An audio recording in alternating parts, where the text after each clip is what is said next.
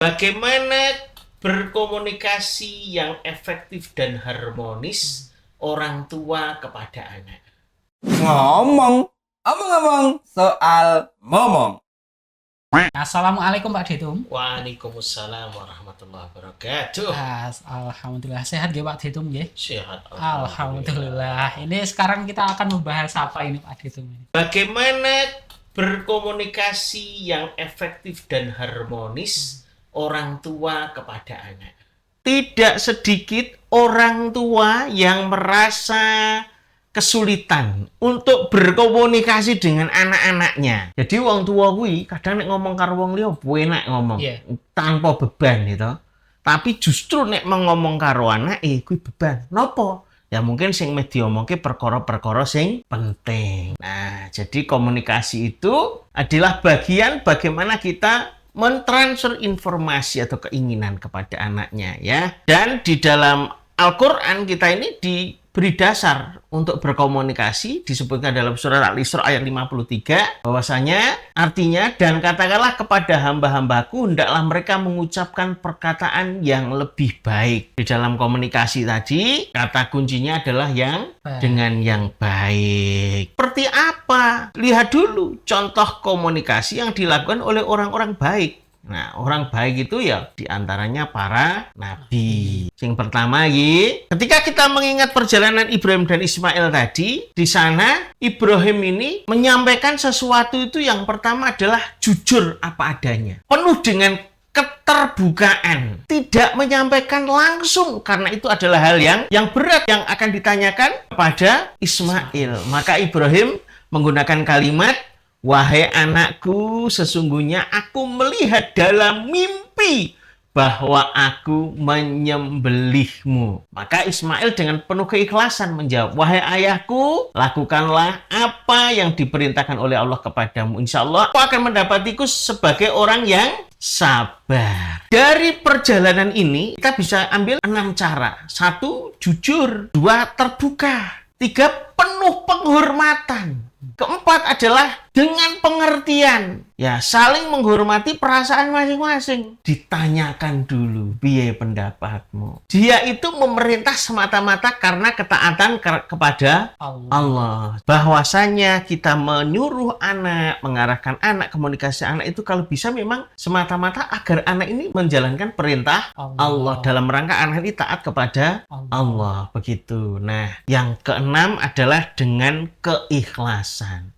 Jujur opo eneke, saling menghormati, ikhlas. Yang dicontohkan oleh Nabi Ibrahim dalam berkomunikasi kepada anak adalah dengan penuh kasih sayang, kelembutan, ya, keterbukaan, menghormati hak anak, dan penuh dengan keikhlasan. Udah ada yang masuk pertanyaan ini Pak D. Oh ya, dibocok ya, dari Ibu Parida yang ada di Sragen. Izin bertanya Pak D, bagaimana menegur dan memberikan pemahaman kepada anak yang memiliki sifat sensitif agar tidak terjadi kesalahpahaman? Mohon pencerahannya Pak D. Sensitif itu biasanya disebabkan ketika orang tua menyuruh menyampaikan sesuatu kepada anak, itu kadang dengan keinginan yang tergesa-gesa. Anak elek pengen ngene. Jadi ketika kita mau menyampaikan sesuatu, pertama memang kita harus observasi dulu selama ini komunikasi kita dengan anak-anak itu seperti apa. Kenali dulu sejauh mana kehubungan emosional atau keakraban dengan anak ini. Kalau memang sudah akrab, saya kira ngomongnya penak. Tinggal sampaikan apa alasannya, sampaikan apa tujuannya. Nah, yang kedua, jika burung harmonis, maka dibangun dengan keharmonisan. Bangunnya tidak bisa instan, mendidik tidak bisa mendadak itu. Karena kalau mendadak itu harganya 500-an. Harmonis membangunnya adalah pertama kita dengan kebersamaan. Punya misi yang sama. Orang tua itu mesti akan mensukseskan anak tujuannya. Kemudian anak akan disukseskan oleh orang tua. Tujuan dia menjadi manusia. Nek cara Jawa kok dadi wong. Satu misi, satu visi. Sekarang ngambil dari kisahnya Luqman Al-Hakim. Bagaimana kebijakan Luqman. Kita lihat sekarang komunikasinya Luqman ketika menasihati anaknya. Ya bunayya, wahai anakku ya, janganlah kamu mempersekutukan Allah. Sesungguhnya mempersekutukan Allah adalah benar-benar kezaliman yang besar. Nabi Ibrahim tadi dia memberikan kisah dulu. Kalau ini perintahnya dulu. Dari dua keluarga ini, mereka menyampaikan komunikasi semuanya dikaitkan dengan tauhid. Kan yang pertama yang digawa Allah.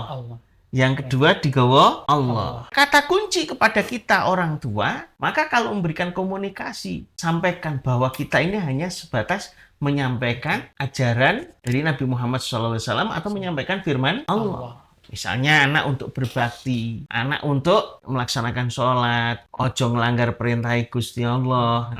Nah, seperti itu. Yang pertama, keduanya menggunakan apa? Kelembutan, kasih sayang, kemudian penghormatan, menghargai, dan logika. Bagaimana caranya ini atau contoh mengutarakan kepada anak untuk ayo sholat.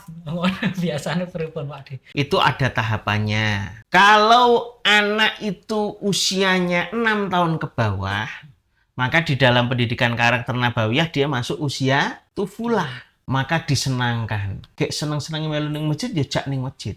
Baru setelah usia 6 sampai 7 sampai 10 tahun, maka diajarkan. Baru 6 sampai 7 tahun ini dipahamkan, diajari sampai iso. Setelah 10 tahun, maka kita harus ketat. Kalau anak tidak sholat, ya harus kita ingatkan. Ya, kami ucapkan terima kasih Pak De. Ini ada yang masuk kembali ini. Di zaman sekarang sudah berubah. Generasi sekarang adalah generasi Z.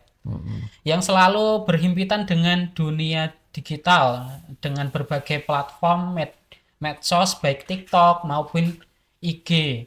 Dan pengaruh dari medsos tersebut menurut saya ini luar biasa dampaknya Pak De. Barangkali anak malah lebih percaya pada TikTok daripada pada nasihat orang tua. Syukron jazakumullah khairan Pak De. Dalam keluarga, visi hidup, prinsip hidup, kemudian prosedur, aturan. Kalau iki bisa diciptakan, insya Allah akan lebih rapi. Anak ejak madang atau ejak jagongan, sampaikan visi hidup. Sering-seringlah itu visi hidup disampaikan. Jadi meskipun anak ini HP, tapi orang tuanya tetap dia punya jalinan komunikasi. Karena kalau anak itu nonton kajian, enak kita ya, Mas Ardi ya. Enak, mesti nontonnya hiburan. Iya. Nah hiburan itu nih anak kecil itu arahnya kalau nggak mainan, kartun, hantu. Nah itu memang imajinasinya ranahnya ke sana. Bijaksana bersosial media. Tolak ukurnya apa? Menggunakan sosial media untuk cari ilmu, cari duit, berbagi ilmu, berbagi duit, berbagi pengalaman atau informasi. Selain kuwi gak pati bijaksana. Kuwi tolak ukur orang bijaksana dalam bersosial media. Nabi menasihati seorang anak kecil ya dalam perjalanan dan memberikan nasihat. Wahai anak muda, ya gulam ngono nek saya tau. Aku ingin mengajarkan kepadamu beberapa kalimat. Jagalah Allah, niscaya Allah akan menjagamu. Ada perintah, tapi di situ ada diberikan keuntungannya. Jika engkau meminta sesuatu, maka mintalah kepada Allah. Dan jika engkau meminta pertolongan, maka mintalah pertolongan kepada Allah. Kemudian memberikan pemahaman lagi. Ketahuilah, andai umat ini berkumpul untuk memberikan suatu kemanfaatan kepadamu, niscaya mereka tidak akan bisa memberinya selain sesuatu yang telah ditetapkan oleh Allah bagimu. Sebaliknya, jika mereka berkumpul untuk menimpakan suatu kemudaratan kepadamu, niscaya mereka tidak akan bisa melakukannya selain sesuatu yang telah ditetapkan atasmu. Pena telah diangkat dan lembaran-lembaran telah kering. Nah, di sini ada perintah anak kecil. Jadi Rasulullah pun memberikan salah satu ada kisah tentang bagaimana berkomunikasi dengan anak kecil. Meskipun itu bukan anaknya sendiri. Kalau yang Ibrahim sama Luqman, Luqman anaknya sendiri. Nah, dari perjalanan kisah-kisah tadi, kita bisa tarik beberapa kesimpulan bagaimana orang tua membangun komunikasi yang efektif dan harmonis kepada anaknya. Ada 5 cara yang bisa kita gunakan sebagai koridor dalam berkomunikasi yang efektif dan yang harmonis kepada anak. Yang pertama adalah keteladanan. Membuat komunikasinya itu jadi berarti atau tidak berarti. Jadi penting ora penting, bapak niki iso digugu apa ora? Dari keteladanan dulu. Maka dibangun dulu kepercayaan bahasanya. Yang kedua adalah dengan kasih sayang. Ya bunaya, wahai anakku. Mengungkapkan dengan memang atas dasar cinta. Jadi kita memberikan komunikasi ngobrol itu atas dasar cinta. Yang ketiga adalah kesabaran. Karena ketika kita menyampaikan sesuatu, itu belum tentu apa yang disampaikan itu bisa terwujud di hari itu. Maka sabar. Berarti komunikasinya terus dong. Iya. Sepanjang dia menjadi anak. Kemudian kejujuran dan kelembutan. Jadi menyampaikannya secara lembat lembut, ya. Apa yang disampaikan adalah dengan jujur. Jujur apa adanya. Tanpa manipulasi gitu ya, Pak De. Tidak manipulasi ya. Yang kelima adalah menggunakan bahasa yang baik. Kalau ngobrol sama anaknya begini, ya wong tua HP ini diselehke. Diminta anaknya HP ini juga selehke. Kemudian kalau pas ngobrol keluar sesuatu yang penting, hadap-hadapan. Jadi ada kontak mata gitu. Orang ngobrolnya karo ngene kan. Dari kecil, dan itu dibiasakan. Ketika masih kecil anaknya dijak ngobrol orang tuanya, anaknya ini mungkin delok HP atau delok liane, dipanggil dulu, kalau ngobrol dengan orang tua harus melihat. Ya, dikasih pemahaman ya Pak De. Kasih pemahaman. Anak ketika nonton HP dipanggil 3 kali, dipanggil nggak noleh, panggil oleh cekel HP ini. Karena apa? Jangan sampai HP ini membuat anak durhaka kepada orang tua. Karena kalau 1 kali jak ngobrol anak yang golek HP, orang gelemnya lagi, orang tua membiarkan, nanti akan terulang terus dan anak akan terbiasa dia mengabaikan orang tua. Kenapa dia mengabaikan? Ya karena orang tuanya tidak mendidik tadi. Assalamualaikum Pak De. Begitu beratnya seorang ayah di samping mencari nafkah, juga dituntut mendidik anak, bahkan mendidik istri juga, dan di akhirat pun yang akan dimintai pertanggungjawaban tentang keluarga pun juga seorang ayah. Semoga Allah Azza wa Jalla senantiasa memberikan petunjuk kesabaran dan keistiqomahan kepada semua ayah yang ada di bumi Allah. Amin ya Rabbal Alamin. Amin ya Rabbal Alamin. Begitu Pak De ini. Mas apa mau? Abu Faruk. Abu Faruk Di Jepara. Ya Iya, Allah. Pak Faruk. Biar kayak nom pengen dibujuk. Bujuk pengen 2 anak itu.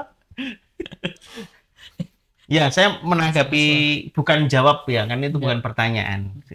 Hanya doa dan saya menanggapi, ya memang seperti itulah laki-laki itu dilahirkan. Ya itu. Jadi laki-laki itu dilahirkan untuk memikul tanggung jawab, untuk jadi pelindung, untuk jadi khalifah, pemimpin. Ar-rijalu qawwamuna 'alan nisa. Wong lanange dadi pimpinane wong wedok. Mula kudune wong lanang sing kongkon-kongkon wong wedok, meskipun nyatane wong lanang akeh dikongkon-kongkon karo wong wedok. Ya apa ora gunamu piye?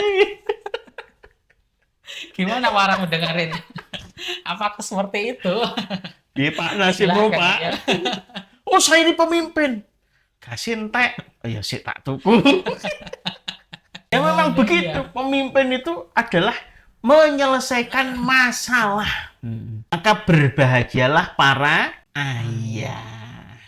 Ya mungkin ada closing statement Pak De pada kesempatan siang kali ini. Ya untuk para ayah tadi ya. Orang tua ya. Orang tua ya, komunikasi adalah kunci. Bagaimana kita mengajak anak menjadi satu visi, satu misi, yaitu menggapai ridho ilahi. Masya Allah. Ngomong soal momong.